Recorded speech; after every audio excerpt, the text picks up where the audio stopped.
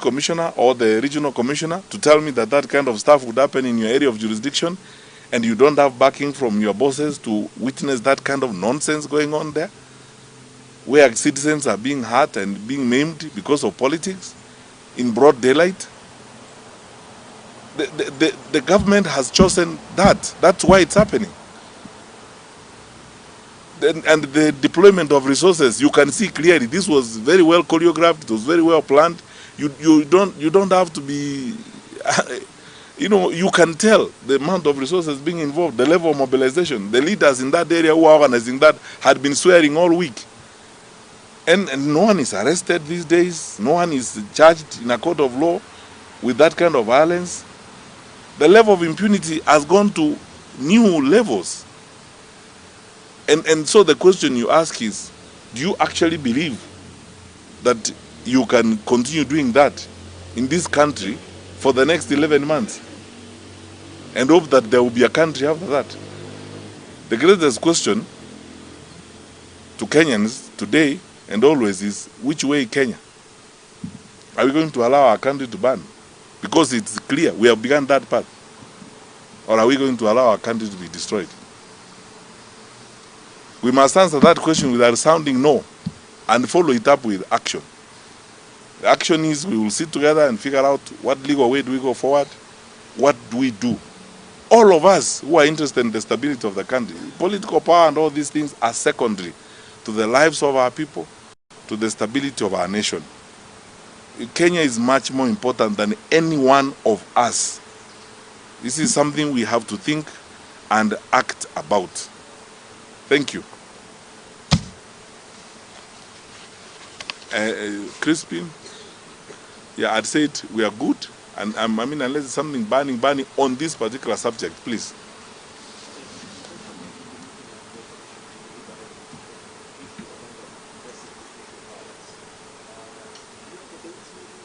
We are having a retreat, an opposition retreat on 24th and 25th of this month. And among other things, of course, we are going to discuss the electoral environment and what we need to do as we go forward. And we are going to try to reach as many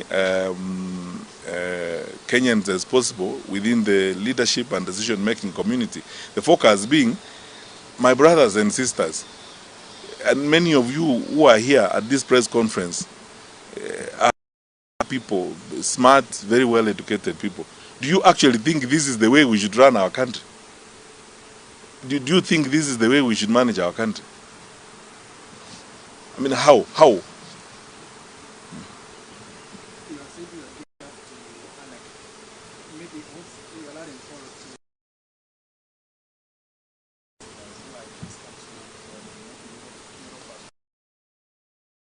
You know, I've said before, by the way, this is something I need to point out. You know, when we comment about things and been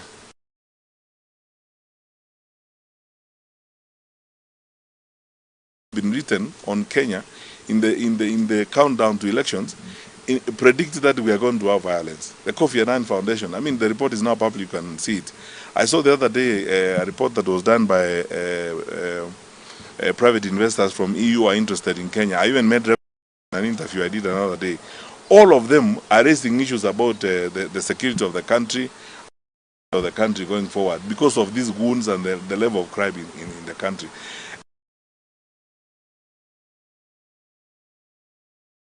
Concerned about the way we are managing our country, not necessarily in the build-up to elections, but the general attitude of the government towards the management of the country.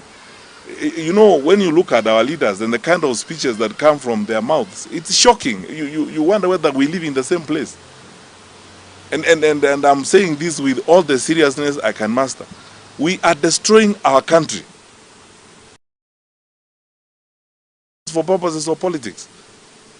The president and the government are playing, you know, just for survival. And then because of that, anything goes. We can't lose lives day in, day out on simple matters. I mean, I've often asked the question, if from Kiambu, for example, or you come from Muranga, and the UDA leader, why should you interfere with them? They're not carrying away the residents of Muranga, they are leaving them behind. They were not carrying away the residents of Homa Bay. They were coming to talk to the residents of Homa Bay. They go away. The residents of Homa Bay would be there forever to be talked to by anyone else who wants to talk to them, including their local leaders, to convince them and tell them Nanji was telling them is not right or wrong, whatever the case may be. That's how civilized people behave. Is that a good enough reason to cause the level of mayhem we saw? So we have a problem. You know, let's stop this pretense. We have a serious problem. And it's abundantly clear the government has chosen, the president and the government have chosen this as a way of life. Because there is no way, I can tell you, trust me, I have been a minister of security. There's no way that scale of work could happen without the knowledge of the president. Because the president is briefed, you know, regularly when these decisions are happening. So, and I've said before, I know these people. I know the Inspector General of Police. He was my GSU commandant for the 5 years I was a minister. Kanja was my GSU commander. He's a good police officer. I can't understand what is going on. It must be politics that is interfering with what they're doing. The question I keep asking myself is, I mean, what is it that is causing you to sacrifice even the years of your career and the service that you have rendered to this country to ignominiously and very miserably come to the end of your career in this kind of manner? Because when consequences and accountability is called on this kind of matters, all of you know what happened at The Hague.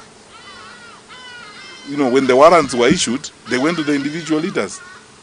They didn't go to government. They went to the individual leaders, including those who were in government at that time. And you should meet General Ali to tell you about that experience and how frustrating it can be. So let's be responsible people. What has happened this weekend is horrible for a country of our size and so on. So for the foreigners, that is it. Everyone is surprised about why we are destroying our country.